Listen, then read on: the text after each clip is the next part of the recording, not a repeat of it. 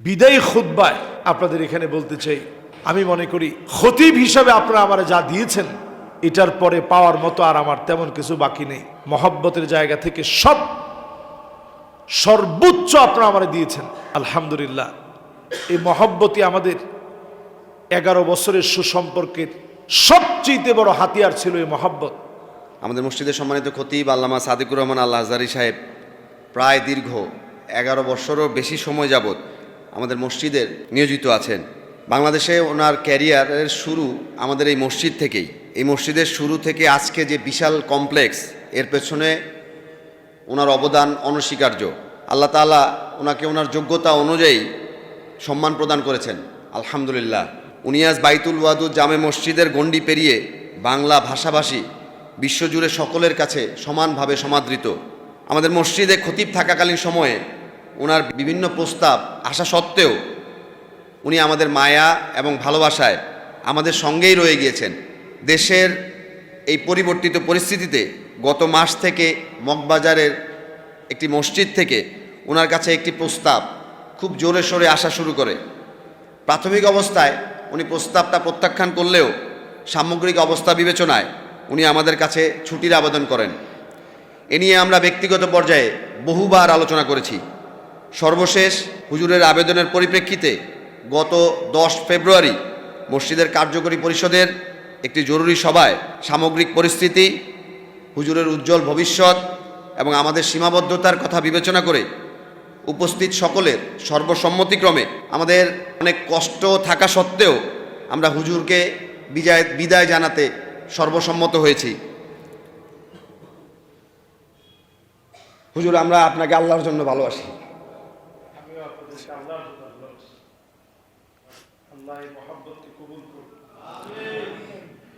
এবং আমরা বিশ্বাস করি আমাদের এই ভালোবাসা আল্লাহ তাআলা দুনিয়ার মধ্যে সীমাবদ্ধ না রেখে জান্নাত পর্যন্ত বিস্তৃত করবেন ইনশাআল্লাহ। প্রতিনিয়ত যারা শিরিক করবে এমন মুশরিকদেরকে যিনি মাফ করবেন না, ক্ষমা করবেন না, তিনি কে? 2 নম্বরে মুসাহিন, হিংসুকদেরকে আল্লাহ মাফ করবে না। যাদের দিলের ভিতরে শুধু হিংসার হিংসা, আল্লাহ পাক তাদেরকে মাফ করবে না। আজকের রজনীতে সবাই মাপ পাবে, হিংসুক মাপ পাবে না। হিংসা থেকে যদি বাঁচতে চান, আরেকজনের ভালো দেখে আপনি তার জন্য হিংসা না করে দোয়া করতে থাকেন, ফলশ্রুতিতে যিনি আপনাকে সম পরিমাণের চাইতে অনেক বেশি দান করে দিবেন, তিনি কে? ফেরেশতারা আপনার জন্য দোয়া করবে, মালাইকারা দোয়া করবে। এই দোয়াগুলো যদি কবুল হয়ে যায়, ফেরেশতাদের দোয়া কবুল হয়ে গেলে আপনাকে আমাকে অবশ্যই তার চাইতেও যিনি বেশি দান করে দিতে পারেন, তিনি আমার আল্লাহ। এই জন্য এই লাইলাতুন নিসফি মিন শাবান, শাবানের মধ্যরাত, এই রজনীতে অন্তত হিংসা ছেড়ে দেওয়া, দৃঢ় প্রত্যয়ী হন। কারো পাঁচতলায় দেখে আপনি গাছতলায় থাকেন, এজন্য যেন মনের ভিতরে হিংসা না আসে। আল্লাহ পাক যেই লোকের দিকে তাকাবেন না, এর মধ্যে অন্যতম এক ব্যক্তি হবে আইলুন মুস্তাকবির। দরিদ্র কিন্তু অহংকার কমে নাই, এরকম ব্যক্তি দেখবেন আমাদের সমাজের ভিতরে আছে না? চায়ের দোকানে বসলেই দেখবেন বলবে যে তার বাবা আমাদের বাড়িতে কাজ করছে, তার দাদা আমাদের বাড়িতে কাজ করছে, এখন না হঠাৎ করে সে বড় লোক হয়ে গেছে। এরকম আপনি যখনই বলবেন, আপনি মনে রাখবেন আইলুন মুস্তাকবির। দরিদ্র হওয়ার পরও যদি আপনি অহংকার করেন, আপনার দিকে মালিক তাকাবেন না, কথা বলবেন না, দয়া পর্যন্ত দেখাবেন না। আল্লাহ যদি দয়া না দেখান, সেদিন দয়া পাওয়ার মতো কোনো জায়গা নাই। আল্লাহ যদি মাফ না করেন, সেদিন মাফ পাওয়ার মতো কোনো জায়গা নাই। মানুষের গুনাহ সেদিন এত বেশি হবে, গুনাহগুলো হয়ে যাবে এত বেশি, মাদ্দাল বাসর, দৃষ্টি যত দূর পর্যন্ত যাবে মানুষ তাকায় দেখবে সব তার গুনাহ দিয়ে ভরা। এত গুনাহের ভিতরে গোলামদেরকে যিনি দয়া করে মাফ করে দিবেন তিনি কে? এই জন্য এই লাইলাতুন নিসফে মিন শাবানে নিয়ত করে ফেলেন, শিরকের সাথে যাদের সম্পর্ক আছে, আমাদের সমাজের ভিতরে শিরকের কোনো শেষ নেই, এবং শিরকটা বস্তুত এত মারাত্মক, নবী আলাইহিস সালাতু ওয়াস সালাম ইরশাদ করেছেন শিরকটা কত ভয়াবহ। নবীজি বলেন আখফা মিন দাবিবিন নামল, একটা ক্ষুদ্র ছোট্ট পিপিলিকা অন্ধকার কোন রজনীতে ছোট্ট কালো একটা পিঁপড়া কালো একটা পাহাড়ের মধ্যে যদি বসে থাকে, এর উপরে পা পড়া যেমন সহজ, শিরকের মধ্যে ডুব দেওয়া এর চেয়ে বেশি সহজ। যে কোনো মুহূর্তে মানুষ শিরকের মধ্যে পড়ে যেতে পারে। আমরা কথায় কথায় বলি ভালো থাকবেন ভাই, দেখা হবে, আরেকটু আগ বাড়ায় অনেকে চরম বেয়াদবির পর্যায়ে বলি ভালো থাকবেন ভালো রাখবেন। আচ্ছা বলেন তো দেখি, ভালো থাকার রাখার কোনো ইখতিয়ার আপনাকে দেওয়া হয়েছে? কয়েকবার একটু স্লো মোশন হইলে আপনি ভালো থাকবেন আর ভালো রাখবেন কোথায় যায় চিন্তা করেন। তাহলে আপনি কেমনে ভালো থাকবেন আর ভালো রাখবেন? আমরা অনুষ্ঠান করে অনেক সময় বলি আবার দেখা হবে, কথা হবে। দেখারও কোনো সুযোগ নাই, কথা হওয়ারও কোনো সুযোগ নেই যদি আল্লাহ না করান। জীবনের সব বিষয় বলার সময় ইনশাআল্লাহ বলবেন, আল্লাহর দিকে কথাগুলা ছেড়ে দিবেন, আল্লাহ রাব্বুল আলামিনের কাছে চাবেন। সাহাবায়ে কেরামের জুতার ফিতা ছিঁড়ে গেলে, উটের দড়ি পর্যন্ত হারায় গেলে আল্লাহর কাছে শরণাপন্ন হতেন, আল্লাহর কাছে চাইতেন। সব জিনিস আল্লাহর কাছে চান, ছোট থেকে বড় সব বিষয়গুলো আল্লাহকে বলেন। এর লাভ হলো আল্লাহর কাছে যখন আপনি বলবেন তৎক্ষণাৎ হয়তো কবুল হয় নাই, জীবদ্দশায় হয়তো আপনি পান নাই, আখিরাতে সব দোয়ার ফলাফল যিনি দান করে দিবেন তিনি কে? সব আল্লাহর কাছে বলতে থাকেন, শিরক থেকে বাঁচার চেষ্টা করেন। 2 নম্বর পয়েন্ট, হিংসা থেকে বাঁচুন। 3 নম্বরে যারা বসলেন, জালেম হওয়া থেকে বাঁচেন, জুলুম করা থেকে বাঁচেন। নিজে যদি জুলুম করেন, ইয়াকুম ওয়াজ-যুলম ফাইন্নাজ-যুলমা যুলুমাতুন ইয়াউমাল কিয়ামাহ। আল্লাহ পাকের হাবিব বললেন যুলুমাতুন ইয়াউমাল কিয়ামাহ। আপনি জুলুম করছেন দুনিয়ার জীবনে একটা, আল্লাহ পাক জুলুমাত বললেন আল্লাহর হাবিব। এর মানে হলো একটা জুলুমের জবাব একটা দিয়ে আল্লাহ দিবে না, 1000 রকমের জবাব পেতে হবে। কাউকে আপনি একটা থাপ্পড় মারলেন অন্যায়ভাবে, উহুদ পাহাড় পরিমাণ থাপ্পড় আপনার খাওয়া লাগবে, কারণ জুলুম যিনি পছন্দ করেন না তিনি কে? জুলুম আমাদের সমাজের ভিতরে, এটা আমরা কিছু মনেই করি না। ক্ষমতা থাকলেই মনে করি যে আমার তো ক্ষমতা আছে, আমি যা ইচ্ছা তাই করব। সাদাবাজি করার অনেকে মনে করে এটা তো আমার ব্যবসা। আপনি এখানে ধরেন একটা বিল্ডিং বানাবেন, চাঁদাবাজ ফোনটা দেয় কেমনে যে আপনি একলা ব্যবসা করবেন, এটা কি হয়? আমার ভাগটা আপনি পাঠিয়ে দেন। তা আপনি যে ভাগটা নিলেন, কিছুদিন পরে আপনি হায়াতে থাকলে দেখবেন কিডনি ড্যামেজ হয়ে গেছে, ডায়ালিসিস লাগতেছে, হার্ট অ্যাটাক হয়েছে, ব্রেন স্ট্রোক হয়েছে, দুনিয়াতে কোনো জালেমদেরকে যিনি ছেড়ে দেন না তিনি কে? এই রাত্রিতে জালেমদের কোনো মাফ হবে না। আজকে থেকে যদি নিয়ত করেন, আল্লাহ জীবনে জুলুম করে ফেলেছি, অন্যায় করে ফেলেছি, যাদের সঙ্গে জুলুম করেছেন আজ যদি তাদের কাছ থেকে মাফ চেয়ে নেন, যিনি চাইলে মাফ করে দিবেন তিনি কে? 3 নাম্বার পয়েন্ট। 4 নাম্বারে আল্লাহ রাব্বুল আলামিন মাফ করবে না। আকুন বিওয়ালিদাই, পিতামাতার সঙ্গে যারা খারাপ ব্যবহার করে, এই রকম সন্তান পিতা মাতার সঙ্গে যারা ধমক দিয়ে কথা বলে, এমন লোকদেরকে যিনি মাফ করবে না, ক্ষমা করবে না তিনি কে? আমি বিনয়ের সঙ্গে আপনাদেরকে বলি, ইয়ং জেনারেশন সবাইকে বিনয়ের সঙ্গে বলতে চাই, আমরা এই আধুনিকতা যত বেশি পাচ্ছি তত কেমন যেন আমাদের ভিতরে আধুনিকতার কারণে এখন দিন দিন আমাদের ভিতরে পিতামাতার সাথে বেয়াদবিটার প্রবণতা এত বেড়ে গেছে। এখন আমরা সবাই বাপ মারে তুমি তুমি করে বলি, এটাতে কোনো অসুবিধা নেই, আপনি তুমি করে বলেন আর আপনি করে বলেন, কিন্তু আমাদের সময়টাতে আমরা তুমি করে বলার মতো সুযোগ ছিল না, তো সবাই বলতে পারলেন না, ছিল?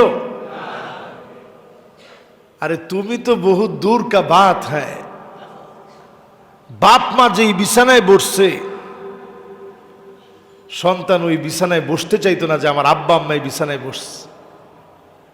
শ্রদ্ধা ভক্তিটা এমন ছিল। আর এখনকার সময় আমরা বাচ্চাদেরকে অনেক আদর করি, অনেক মায়া করি।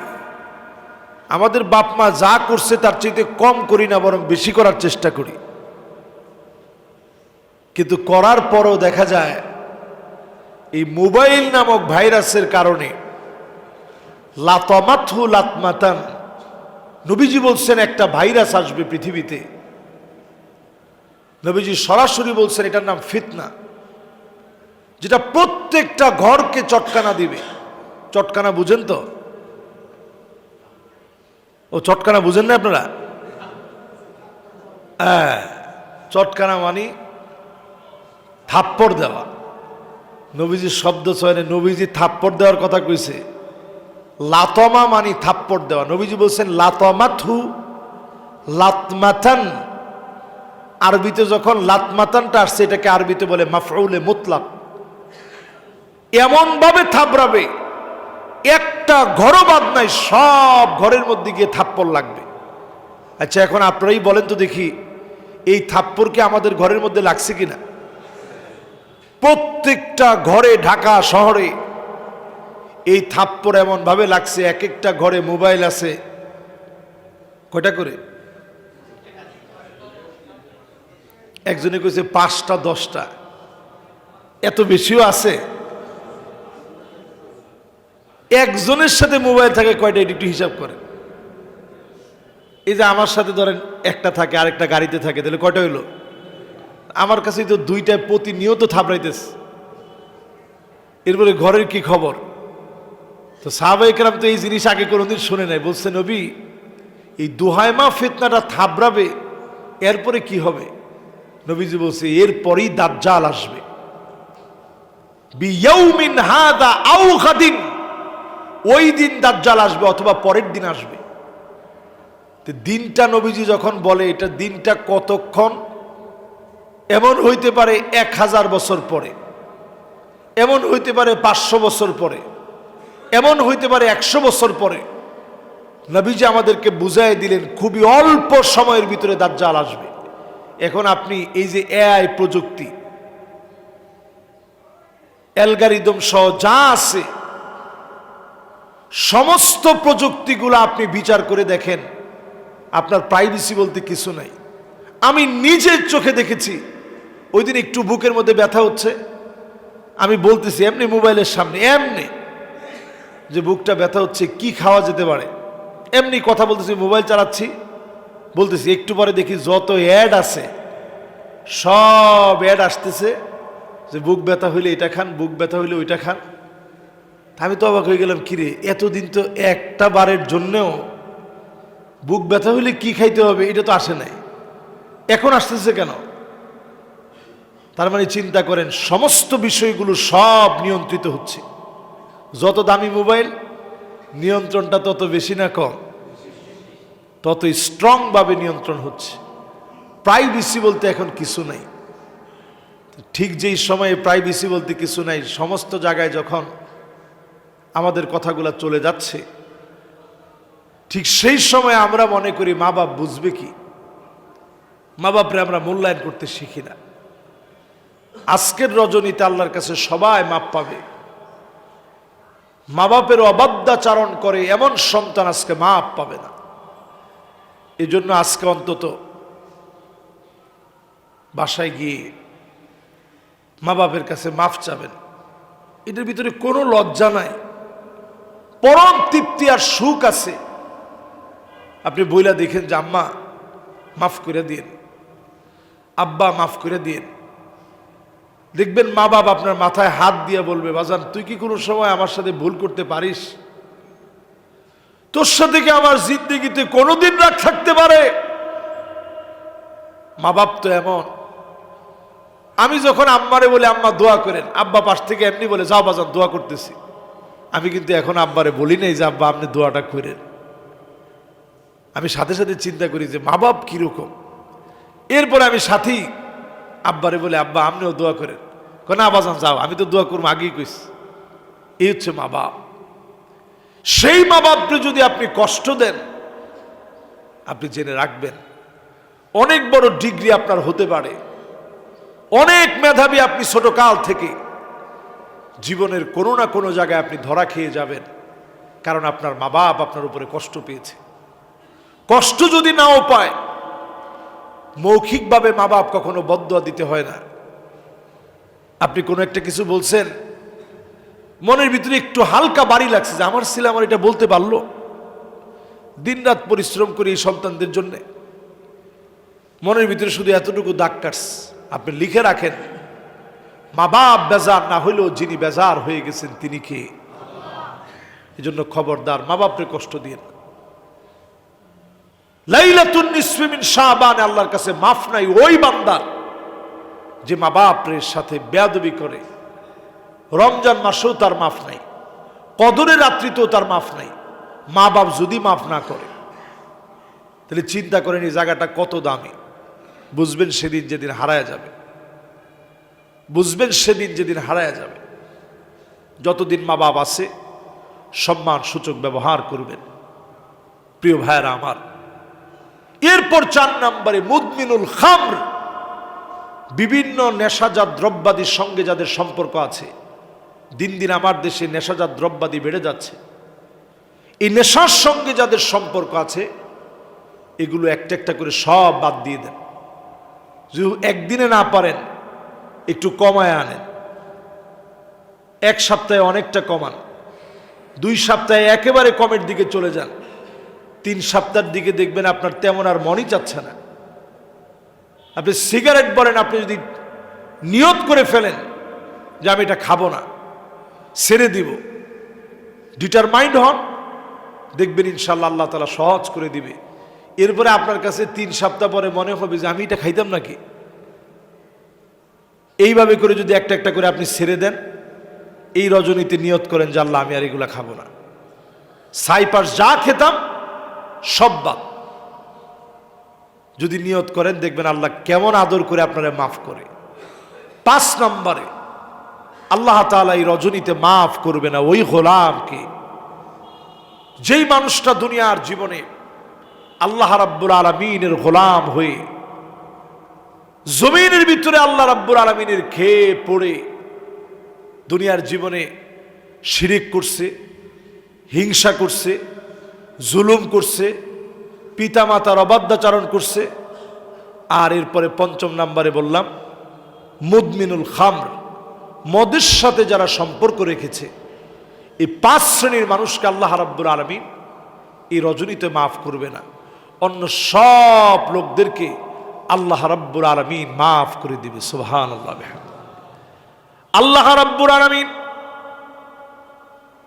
বান্দাকে ডেকে ডেকে বলবে, ও গোলাম, তোমার কি রিজিক লাগবে আমার কাছে চাও, দৌলত লাগলে আমাকে বলো, কি লাগবে আমার কাছে বলো। চাইতে দেরি হবে, দিতে যিনি দেরি করেন না তিনি কে? हर हमेशा ओ देने को तैयार हो, और जो ना मांगे उससे ओ बेजार हो।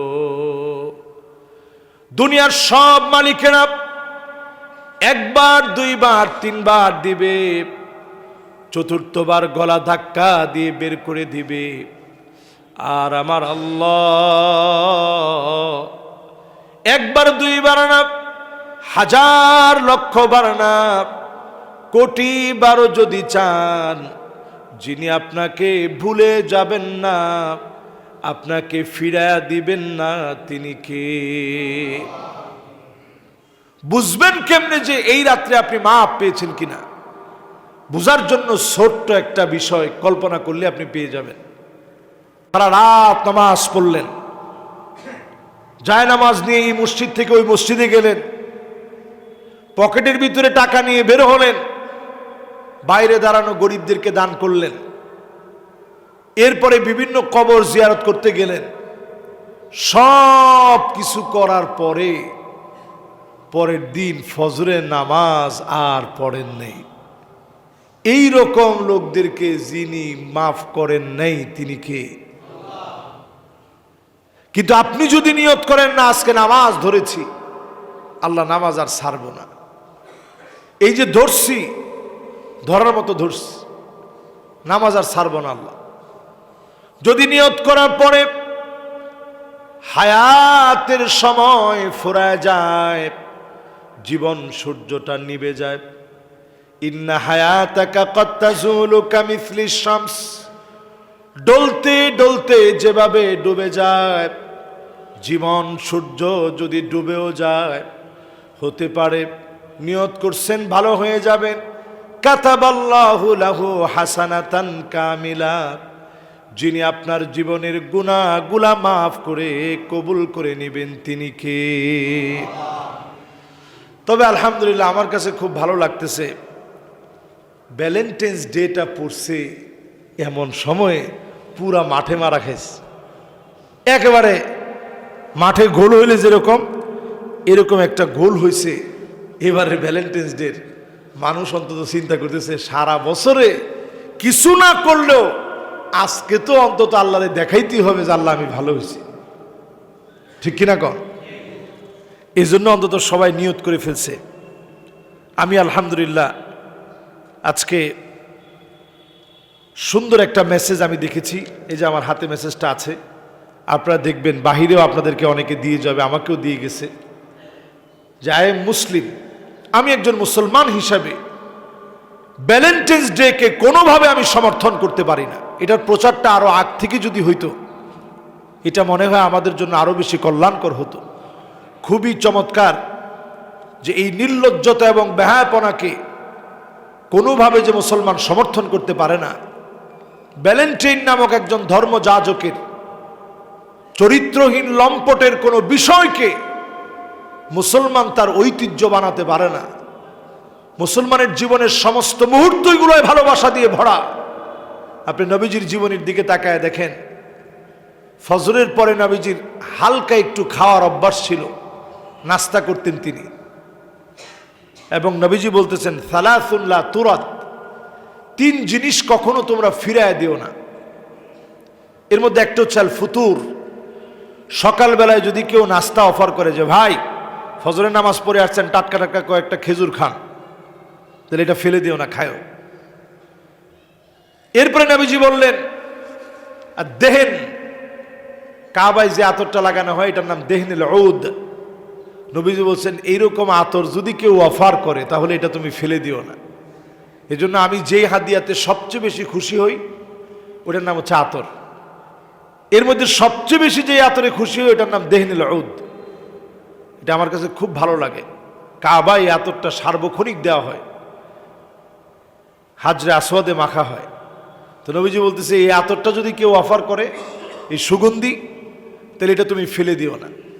3 নাম্বার আল উইসাদা, কেউ যদি আপনাকে বিছনাটা পেরে দিয়ে বলে একটু রেস্ট নিয়ে নেন, তাহলে অন্তত ওইখানে একটু হেলান দিয়ে অথবা একটু শুয়ে একটু রেস্ট করেন।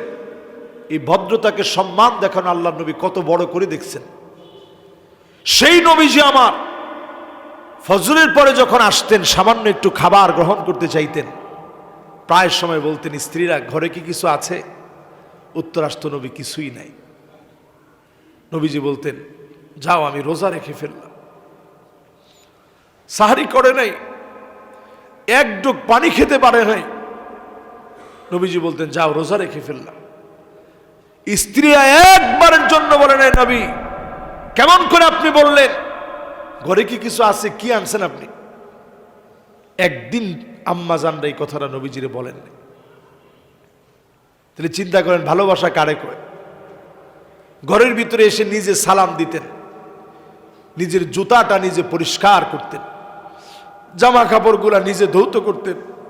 ফাকান্নাসা রাসূলুল্লাহ, আমার রসুল নিজেই নিজের ঘরটা ঝাড়ু দিতেন। আমার রসুল নিজে স্ত্রীদেরকে তরকারি কেটে দিতেন।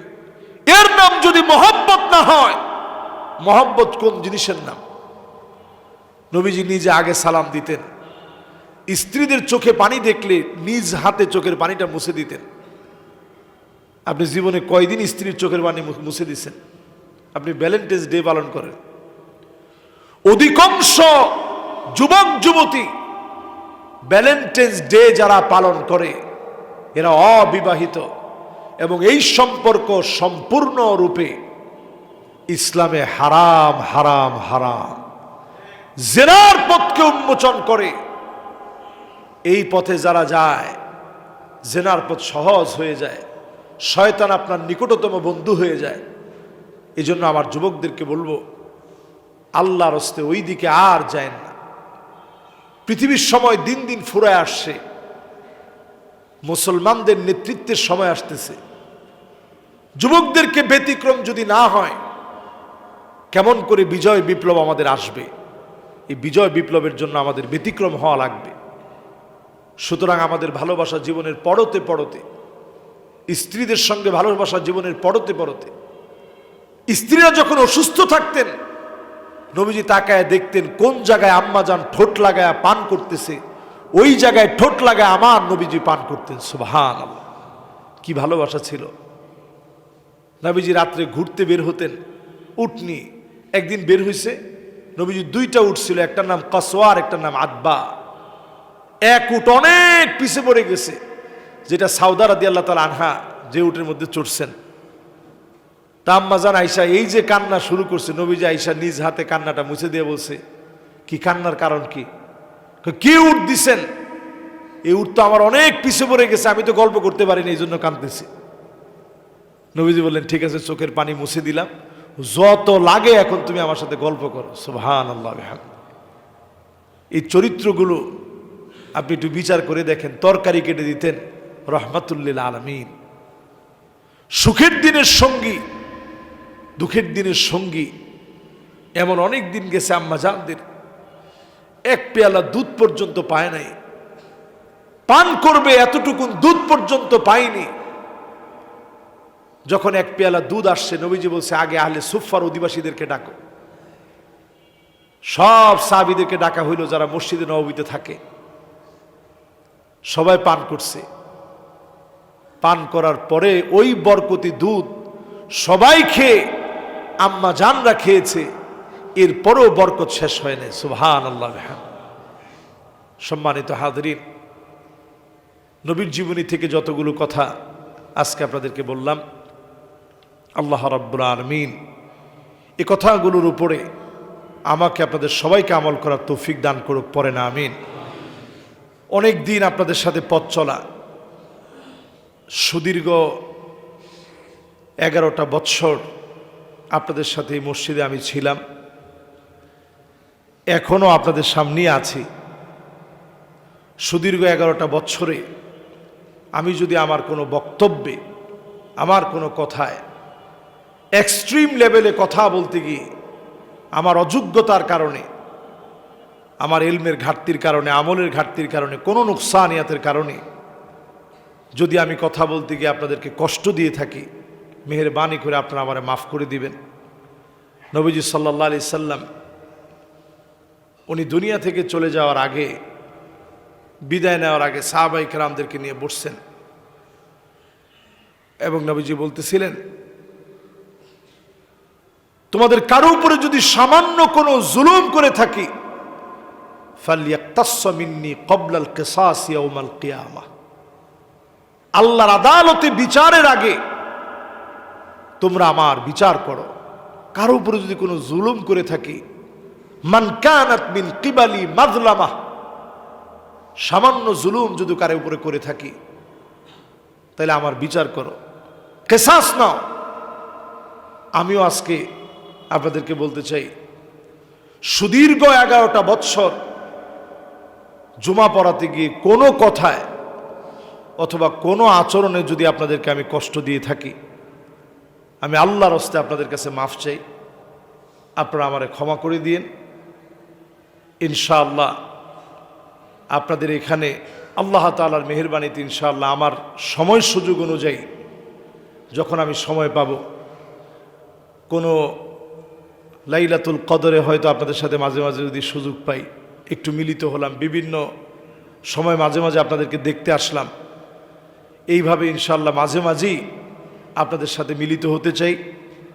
এই সুন্দর সুসম্পর্ক শুধুমাত্র যেন দুনিয়ার জন্য না, আল্লাহ রাব্বুল আলামিন আমাদের এই চেহারাগুলো, এই মানুষগুলোকে, আল্লাহর গোলামদেরকে দুনিয়ার জীবনে আমরা যেমন ভালোবাসায় আবদ্ধ ছিলাম, আমি কত ওয়াজের ভিতরে যে এই জুমার বয়ানে যে আমি বলছি, আল্লাহর কাছে এই ভালোবাসা যে কত দামি, কিয়ামতের দিন আল্লাহ বলবে, কোথায় তোমরা যারা একে অপরকে আমার জন্য ভালোবেসেছিলে?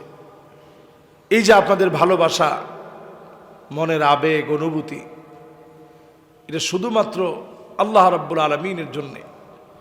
আল্লাহ পাক সেদিন এটাকে এত বড় বানায় দিবে, আল্লাহ বলবে, কোথায় তোমরা? আজকে কোনো ছায়া নাই, শুধু আমার ছায়া ব্যতীত কোনো ছায়া নাই। কামিকদারি মিলিন, সূর্য 1 মাইল দূরত্বে থাকবে। চিন্তা করেন এত দূরে সূর্য, তা কত কঠিন। 1 মাইল দূরে যদি সূর্য চলে আসে কি অবস্থা হবে সেদিন? মানুষ শুধু ঘামতে থাকবে, ঘামতে থাকবে।